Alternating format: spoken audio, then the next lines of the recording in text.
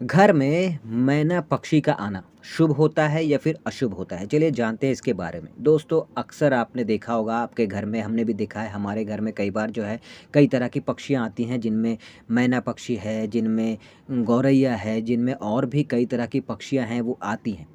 तो कई बार जो है हमारे मन में ये विचार आता है, ये सोच आता है, हम ये सोचने लगते हैं कि ये जो मैना आया है, ये जो गौरैया आया है या ये दूसरे कोई भी चिड़िया आया है, इसका आने का क्या संकेत होता है, क्या इशारा होता है? क्या ये जो पक्षी आया है तो हमारे लिए ये शुभ है या फिर अशुभ है? बहुत सारी चीज़ें जो है हम सोचने लग जाते हैं। तो अगर आपके भी घर में मैना पक्षी जो है वो आता है, ज़्यादा आने लगता है, कई बार जो है ऐसा है कि घर में ही रहता है। तो किसी भी कंडीशन में अगर मैना पक्षी जो है घर में बहुत ज़्यादा आता है या फिर मैना पक्षी जो है घर में ही ज़्यादातर रहता है, किसी भी कंडीशन में अगर देखें तो क्या ये आपके लिए शुभ है या फिर आपके लिए अशुभ है? अगर इसकी बात करें, क्या ये पॉजिटिविटी लाता है या फिर नेगेटिविटी लाता है? अगर इसकी बात करें, तो सबसे पहली चीज़ तो ये है कि वास्तुशास्त्र के अनुसार अगर देखें तो मैना हो, गौरैया पक्षी हो या दूसरे कोई भी छोटे पक्षी हो लाइक नीलकंठ वगैरह, तो ये जो पक्षियाँ हैं ये घर पे अगर आते हैं तो बहुत ही शुभ है, बहुत ही शुभ संकेत है, बहुत ही शुभ इशारा है आपके लिए, आपके जीवन के लिए, आपके लाइफ के लिए। ये इशारा करता है कि फ्यूचर में जो है आपका आने वाला समय जो है आपका वो बहुत ही अच्छा होने वाला है। लाइफ का गोल्डन पीरियड जो है वो शुरू होने वाला है। ये संकेत करता है कि अगर आपके घर में कोई विवाह योग्य पुत्र है, पुत्री है, तो आने वाले समय में उनका विवाह होगा।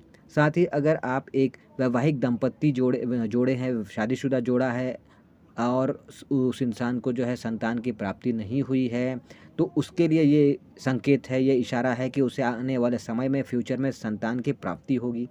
साथ ही फ्यूचर में किसी समस्या का प्रॉब्लम का समाधान भी आप ढूँढ लेंगे अगर आप किसी तरह के समस्या में परेशान हैं, प्रॉब्लम से जूझ रहे हैं, समस्या से जूझ रहे हैं, तो उसका जो निवारण है आप ढूँढ लेंगे, उसका जो सॉल्यूशन है वो आप निकाल लेंगे और उस समस्या से, उस प्रॉब्लम से आप खुद को मुक्ति दिला पाएँगे। साथ ही आपकी आर्थिक स्थिति अगर मज़बूत नहीं चल रही है, तो घर में मैना पक्षी जो है इसका आना बहुत ही शुभ होता है और इसका संकेत होता है कि आपकी आर्थिक स्थिति जो है अब आने वाले समय में मजबूत होगी, आपकी आर्थिक उन्नति होगी। अगर मैना बार-बार आता रहता है आपके घर में तो आपके घर पे, आपके जीवन पे ये पॉजिटिव एनर्जी लाता है। नेगेटिव एनर्जी आपके घर पे या आपके ऊपर है तो वो दूर करता है। घर में कोई बीमार चल रहा है तो वो इंसान स्वस्थ हो जाता है, उसकी बीमारी जो है वो दूर हो जाती है, ख़त्म हो जाती है, उसे बीमारी से मुक्ति मिलती है।